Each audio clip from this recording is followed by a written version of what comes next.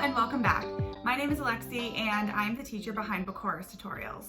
In this video, we are going to be talking about how to prepare for midterm or final exams. The steps that I discussed can be used by either high school students or students at the college or university level. I'm not going to be talking about any specific study methods or techniques in this video. However, if that is what you are looking for, be sure to check out this video as it goes into more detail on how to use those specific study methods or techniques.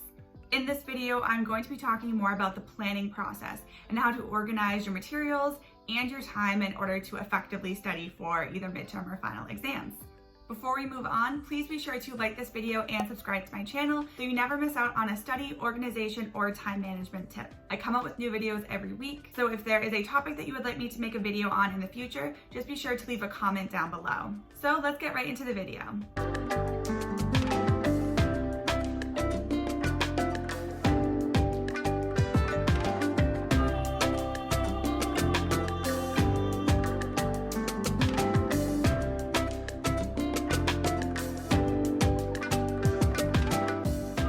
I've broken this video down into 4 simple steps that will help you prepare for midterm or final exams. Again, I'm not going to be showing you any specific study methods or techniques, but instead how to utilize the materials that you have while staying organized and managing your time appropriately. The examples that I show can either be used on paper or digitally.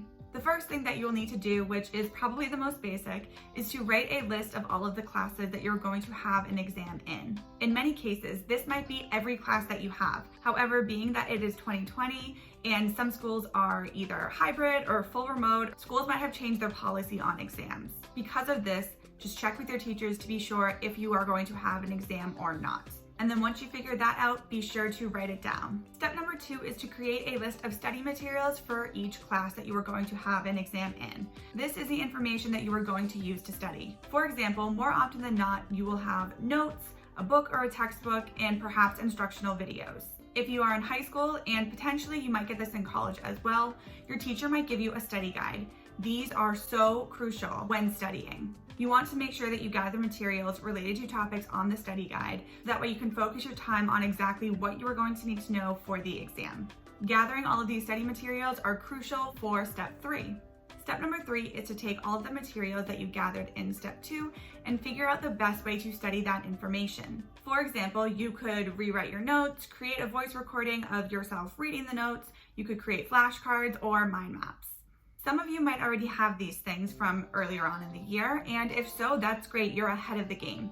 If you don't have these things, don't panic, you can allot time to creating these in step 4. Step number 4 is to create your study schedule or calendar. I recommend planning at least 2 or 3 weeks in advance, potentially more, depending on how much information you have to study and depending on how many study techniques you need to create. For example, creating those flashcards or mind maps that we just discussed. I like using a month calendar while I'm doing this, as it just allows me to see everything on one page, as opposed to a week view where you'll be flipping the pages back and forth while you are planning. Once you create everything on the month view, you can then transfer it into a daily or a weekly planner. You want to start by writing in the date that you are going to have all of your exams. Then you want to add in any events that are what I like to call non-negotiables. These are things that you have to do throughout the month that could affect your study time. These could be things like club events or sporting events or any family events that you need to attend. Writing in these events first will make sure that you don't plan to study on any of those days because you are already going to be busy. I go into more detail on this topic in my How to Use a Planner video, which I'll be sure to link in the description box below if you would like to check that out. Once you have your exams and your non-negotiables written into your calendar, I want you to go back to the list that we already made of your classes, your study materials, and ways that you are going to study.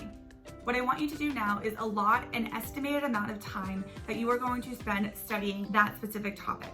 Doing this is going to help your time management skills.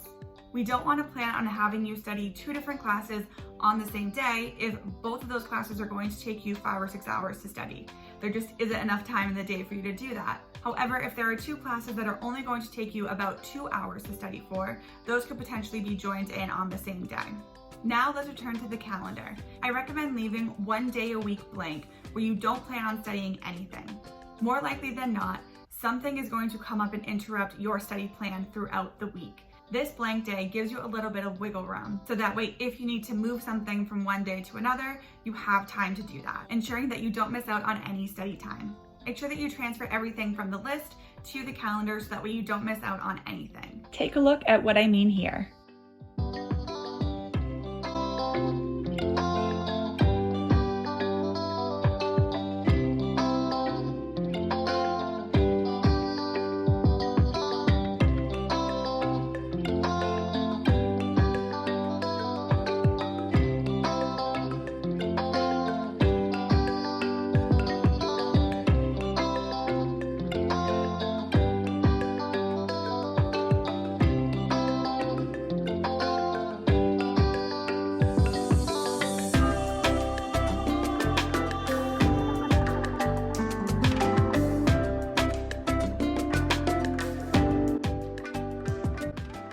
As I said earlier, I usually recommend preparing for exams at least 2 to 3 weeks in advance.